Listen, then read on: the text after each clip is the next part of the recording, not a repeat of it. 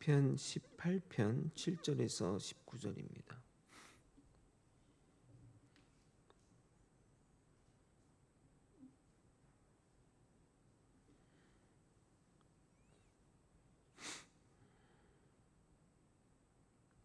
저와 번갈아 교독하고 마지막 절 함께 읽겠습니다. 이에 땅이 진동하고 산들의 터도 요동하였으니 그의 진노로 말미암음이로다. 그의 코에서 연기가 오르고 입에서 불이 나와 사름이여 그 불에 숯이 피었도다. 그가 또 하늘을 들이우시고 강림하시니 그의 발 아래는 어두캄캄하도다. 그룹을 타고 다니시며 바람 날개를 타고 높이 솟아오르셨도다. 그가 흑암을 그의 숨은 곳으로 삼으사 장막같이 자기를 두르게 하시며 곧 물의 흑암과 공중의 빽빽한 구름으로 그리 하시도다. 그 앞에 광채로 말미암아 빽빽한 구름이 지나며 우박과 숯불이 내리도다. 여호와께서 하늘에서 우레소리를 내시고 지존하신 이가 음성을 내시며 우박과 숯불을 내리시도다. 그의 화살을 날려 그들을 흩으시며 많은 번개로 그들을 깨뜨리셨도다. 이럴 때 여호와의 꾸지람과 콧김으로 말미암아 물 밑이 드러나고 세상의 터가 나타났도다. 그가 높은 곳에서 손을 펴사 나를 붙잡아 주시며 많은 물에서 나를 건져내셨도다. 나를 강한 원수와 미워하는 자에게서 건지셨으며 그들은 나보다 힘이 세기 때문이로다. 그들이 나의 재앙의 날에 내게 이르렀으나 여호와께서 나의 의지가 되셨도다. 함께 읽겠습니다. 나를 넓은 곳으로 인도하시고 나를 기뻐하심으로 나를 구원하셨도다. 아멘. 어제 설교한 내용을 정리하고 오늘 본문으로 나아가도록 하겠습니다. 다윗 시편 18편은 시편 가운데 유일하게 내가 주를 사랑합니다라고 고백하며 하나님이 주시는 복보다 하나님만을 사랑하는 신앙을 보여줍니다. 그는 하나님을 반석, 요새, 방패, 구원의 뿔 등으로 고백하는데 이는 단순한 지식적인 고백이 아니라 죽음의 위기 속에서 직접 경험한 하나님의 보호와 구원을 바탕으로 한 신앙 고백이라 할 수 있습니다.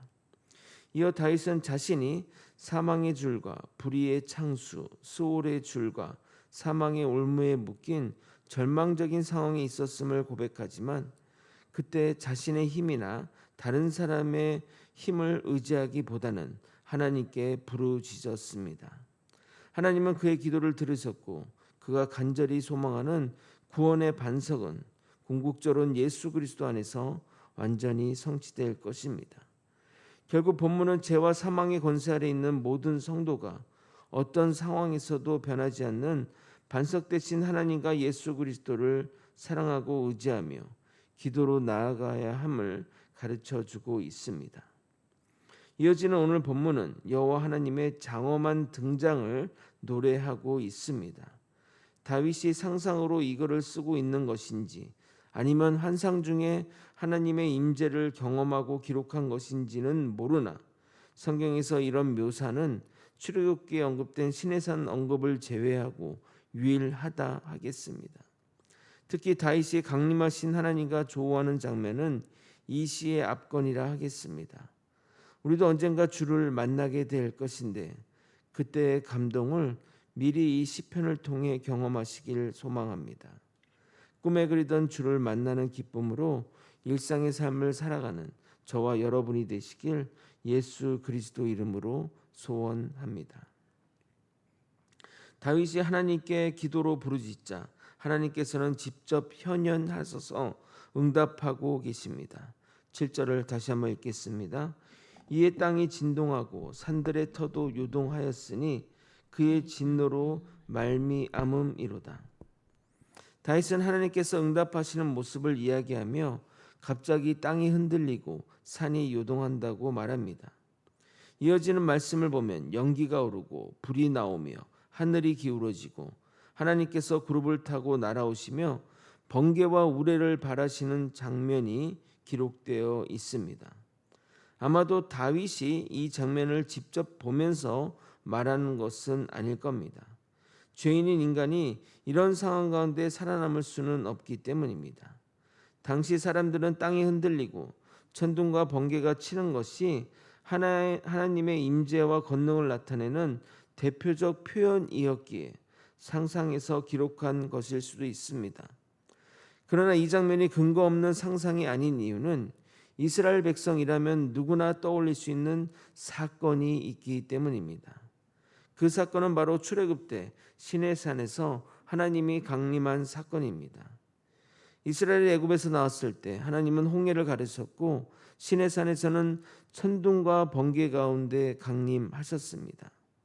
하나님은 이처럼 멀리 계신 분이 아니라 자기 백성들을 위하여 역사 속으로 들어오시는 하나님이십니다.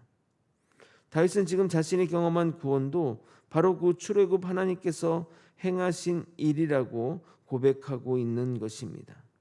사랑하는 성도 여러분, 물론 과거 출애굽 때처럼 하나님이 직접 강림하는 일은 일어나지 않을 것입니다.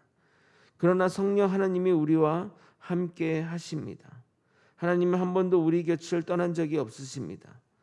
그러나 우리는 종종 하나님이 멀리 계신 것처럼 느껴질 때가 있습니다. 기도를 해도 침묵하시는 것 같고 문제는 해결되지 않는 것 같으며 세상은 악이 이기는 것처럼 보일 때가 있습니다. 그러나 성경은 하나님이 멀리 계시는 분이 아니라 필요한 때에 반드시 개입하시는 하나님이심을 말하고 있는 것입니다. 하나님은 결코 자기 백성을 홀로 두지 않으십니다. 비록 우리가 그분의 역사를 당장 보지 못할 뿐이지 하나님은 지금도 모든 역사를 다스리고 계신다는 사실을 잊어서는 안 될 것입니다. 다윗은 하나님의 임재와 하나님이 자신을 붙잡아 주신을 확신에 찬 언어로 표현하고 있습니다. 16절을 여러분이 한번 읽어보도록 하겠습니다. 시작. 그가 높은 곳에서 손을 펴사 나를 붙잡아 주시며 많은 물에서 나를 건져내셨도다. 다윗은 자신이 하나님을 붙잡은 것이 아니라 하나님께서 먼저 손을 내밀어 자신을 붙드셨다고 말하고 있습니다. 마치 깊은 물에 빠진 아이를 아버지가 손을 뻗어 건져 올리신 것과 같이 말입니다. 우리가 하나님을 붙드는 것 같지만 사실은 하나님께서 먼저 우리를 붙들고 계셨던 겁니다. 17절과 18절도 같은 맥락의 고백이라 하겠습니다. 나를 강한 원수와 미워하는 자에게서 건지셨으며 그들은 나보다 힘이 세기 때문이로다. 그들이 나의 재앙의 날에 내게 이르렀으나 여호와께서 나의 의지가 되셨도다. 원수는 강했고 나는 약했지만 하나님께서 나를 건져주시고 나의 의지가 되어 주셨다고 말하고 있습니다. 우리에게 이보다 더한 은혜는 없을 겁니다. 최근 넷플릭스 드라마 참교육을 아십니까? 무너진 교권을 세우기 위해 교육부에서 교권국을 설치하여 문제 학생, 문제 선생님, 문제 부모를 가르치는 내용의 드라마인데 이 드라마가 우리나라뿐만 아니라 전 세계적으로 인기를 끌고 있다고 합니다. 우리나라야 뭐 그렇다 해서 이해가 되는데 외국에서도 인기가 있다는 것이 새삼 놀라운 일이 아닐 수 없습니다. 외국에는 아이들의 인권이 가장 우선하는 곳이라 알고 있는데 그들 또한 아이들 중심의 인권이 아이들의 성장과 교육에 도움이 되지 않는다고 생각하기 때문에 이 드라마에 열광하는 것이 아닌가 생각됩니다.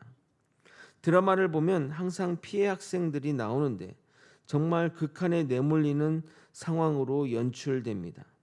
그 학생들이 항상 내뱉는 말이 내가 죽어야 이것이 끝날 것 같아 라고 말하는데 보는 시청자 입장에서도 정말 저 상황에서는 죽어야 끝나겠구나 생각이 들었습니다. 제가 드라마 이야기를 하는 이유는 드라마 홍보를 하려는 것이 아니라 여러분의 공감을 이끌어내기 위해 예화로 이야기하는 겁니다. 그런데 그 절망의 순간에 교권국 선생이 등장하여 문제를 하나씩 해결해 나가는 것이 그 드라마의 백미라 하겠습니다. 지금 다윗도 그 절망적인 순간에 절망적이고 정말 어떤 곳에서도 구원받을 수 없는 그 순간에 하나님이 손을 내밀어 주셔서 자신을 구원해 주고 있음을 말하고 있는 것입니다. 이처럼 하나님의 구원은 절대적인 것입니다. 19절이 오늘 본문의 결론입니다. 여러분이 한번 또 읽어보도록 하겠습니다. 시작. 나를 또 넓은 곳으로 인도하시고 나를 기뻐하심으로 나를 구원하셨도다. 여기서 넓은 곳은 단순히 공간이 넓다는 뜻이 아닙니다. 압박과 두려움에서 벗어난 자유와 안식의 자리, 하나님이 허락하시는 구원의 자리를 말하는 겁니다. 정말 주고 깎고 정말 피할 곳도 없고 더 이상 희망이 없는 그 곳에서 주님이 건져내서 우리를 넓은 곳으로 인도한다고 생각하니 그 모습만으로도 정말 우리에게 위안이 되는 겁니다. 그런데 여기 놀라운 표현이 있습니다. 바로 나를 기뻐하심으로입니다. 사랑하는 성도 여러분, 왜 하나님께서 다윗을 구원하셨습니까? 다윗이 완전했기 때문입니까? 다윗이 죄가 없었기 때문입니까? 아닙니다. 하나님께서 다윗을 사랑하고 언약 가운데 그를 기뻐하셨기 때문입니다. 이것이 바로 은혜입니다. 우리도 마찬가지입니다. 우리가 하나님께 사랑받는 이유는 우리의 공로나 자격 때문이 아닙니다. 예수 그리스도 안에서 하나님의 자녀가 되었기 때문이고 하나님께서는 그리스도 안에 있는 우리를 기뻐하시며 끝까지 붙드시기 때문입니다.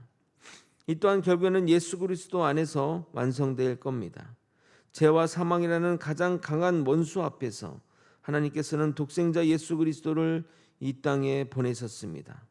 하늘 영광 버리시고 친히 우리 가운데 오셔서 십자가를 지시고 부활하심으로써 죄와 사망의 권세를 깨뜨리셨습니다.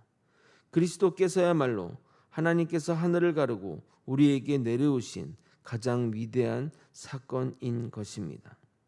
그러므로 시편 18편은 단지 다윗의 구원 이야기가 아니라 우리를 위해 하늘에서 내려오신 예수 그리스도의 구원을 미리 노래하는 시편이라 하겠습니다. 오늘도 하나님은 자기 백성을 외면하지 않으십니다. 때가 되면 친히 역사하시고 손을 내밀어 붙드시며 마침내 우리를 넓은 곳, 곧 영원한 하나님의 나라로 인도하실 것입니다. 그러므로 우리는 눈앞의 현실보다 우리를 위해 역사하시는 하나님을 바라보며 끝까지 믿음으로 살아가야 할 것입니다. 말씀을 정리하겠습니다. 시편 18편은 다윗의 위대함을 노래하는 시가 아니라 위대한 구원의 하나님을 찬양하는 시입니다. 다윗은 절망의 자리에서 하나님께 부르짖었고 하나님은 그의 기도를 외면하지 않으셨습니다.